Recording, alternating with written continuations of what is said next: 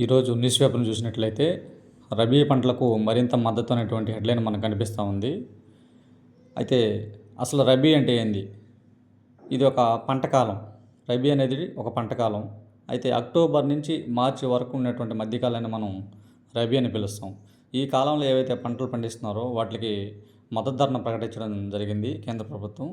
అవి ఏ పంటలకు మద్దతు ధర ప్రకటించడం జరిగిందంటే అందులో ఒకటి వచ్చేసి శనగ, 2 వచ్చేసి గోధుమలు, 3 మసూరు పప్పు, 4 ఆవాలు, 5 బార్లీ, 6 కుసుమ.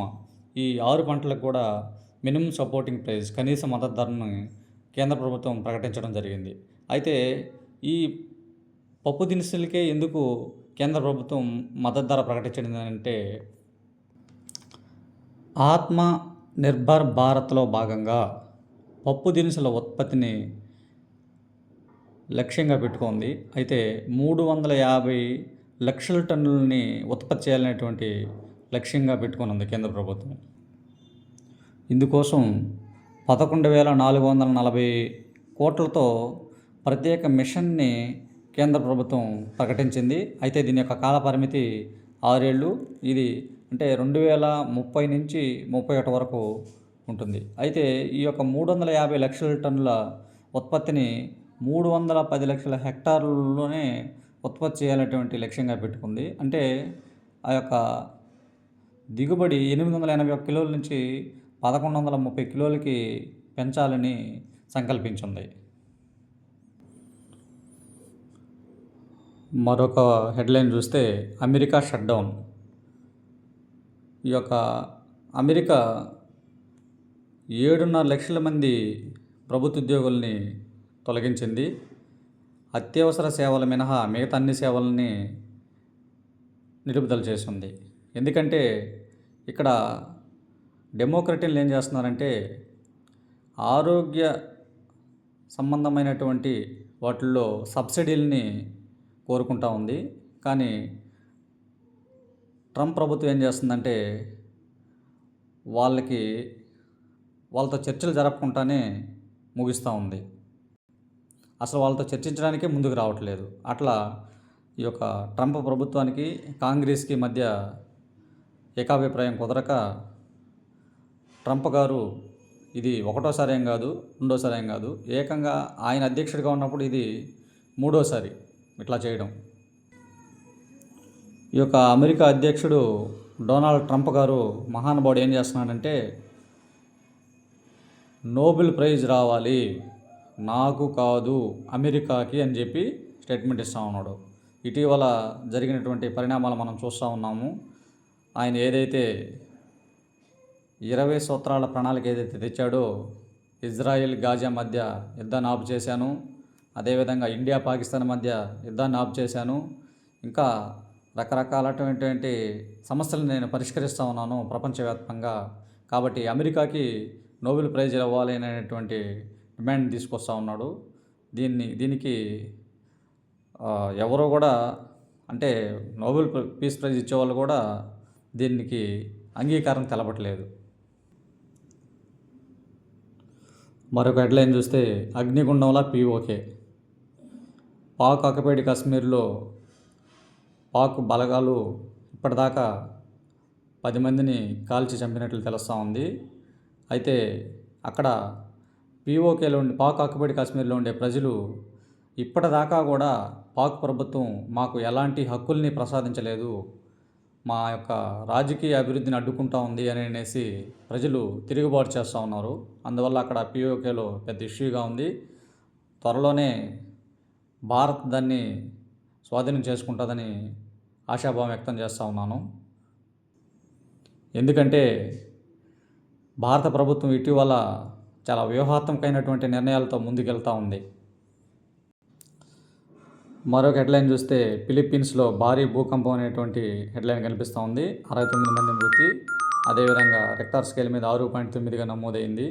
ఇది ఇటీవల వీడియో కూడా అసలు ఒక బ్రిడ్జ్ మీద భూకంపం వచ్చినప్పుడు ఆ బ్రిడ్జ్ మీద ఎలా షేక్ అవుతూ ఉన్నాయో, ఎలాంటి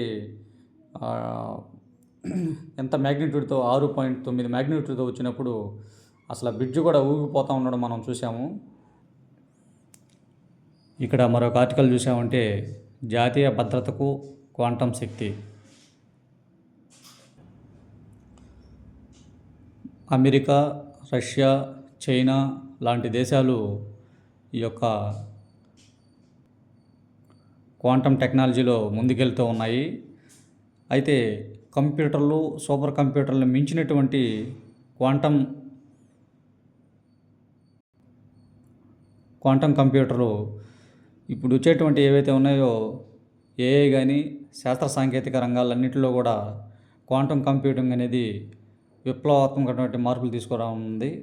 అయితే దీన్ని మన ఏపీలోని అమరావతిలో క్వాంటం వ్యాలీని కేవలం టెక్నాలజీ నవీకరణ కేంద్రమే కాకుండా దేశ భద్రతకి ఒక గొప్ప వరం అవుతుందనేటువంటి విధానంతో ఆ క్వాంటం కంప్యూటర్ మీద, క్వాంటం వ్యాలీ మీద కేంద్ర ప్రభుత్వం మంచి పెట్టుబడులను పెట్టి మిగిలిన అమెరికా, చైనా, రష్యా లాంటి దేశాలతో పోటీ పడేటట్లు ఈ క్వాంటం కంప్యూటింగ్లో కూడా మన దేశం కూడా ముందుకెళ్ళాలని చెప్పి కోరుకుంటా ఉన్నాం. మరొక వార్త చూస్తే దేశంలోని పెద్ద షిప్పింగ్ హార్బర్గా జివ్వల దిన్నె.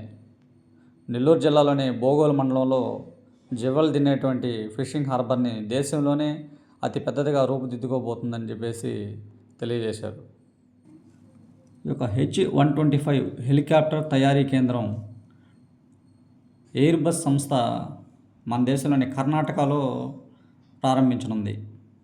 మరొక వార్త చూస్తే ఈ యొక్క రోడ్డు ప్రయాణాల్లో ట్రాఫిక్ ఎక్కువగా ఉండడం వల్ల ప్రయాణికుల సౌకర్యార్థం ఈ ప్లేన్ అనేటువంటి కంపెనీ 2027 కల్లా ఈ ఎయిర్ ట్యాక్స్ సర్వీసులని తీసుకురానున్నట్లు తెలిపింది. అయితే ఇటీవల ఐక్యరాజ్య సమితిలో భారత్ తన గళం విప్పి వీటో అధికారం ఒక P5 దేశాలకే కాదు, అంటే పర్మనెంట్ 5 ఉన్నటువంటి దేశాలకే కాదు, ఈ P5 అంటే రెండో ప్రపంచ యుద్ధంలో ఏవైతే గెలుపొందాయో దేశాలు వాటికి ఒక వీటో అధికారాన్ని ఇచ్చుకున్నాయి P5 దేశాలు.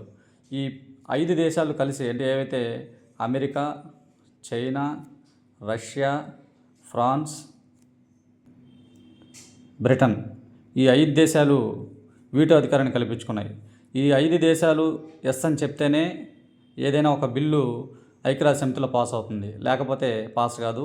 అలాంటి తరుణంలో ఎన్నో సంవత్సరాల నుంచి భారతదేశం తన గళం విప్పి ఈ వీటో అధికారాన్ని మోడిఫికేషన్ చేయాలి అనేటువంటి నినాదంతో ఇటీవల ఐక్యరాజ్య సమితి భద్రతా మండలిలో మాట్లాడి దానికి 146 దేశాలు మద్దతుగా ఓటింగ్ నిర్వహించి మనకు మద్దతు తెలిపినందువలన త్వరలో భారత్కి వీటో అధికారం రాబోతుంది.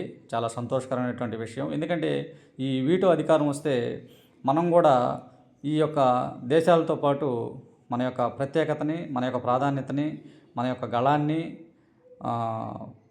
ప్రపంచ దేశాల ముందు వినిపించవచ్చు. మనం కూడా వాటిని, అంటే విప్లవాత్మకమైనటువంటి నిర్ణయాలు తీసుకునేదానికి మన దేశానికి అధికారం వస్తుంది. లేకపోతే వాళ్ళు నొక్కి పెడితే మనం అలాగే గొంతు మూసేసేయాలి, అలాంటి పరిస్థితులు వస్తాయన్నమాట.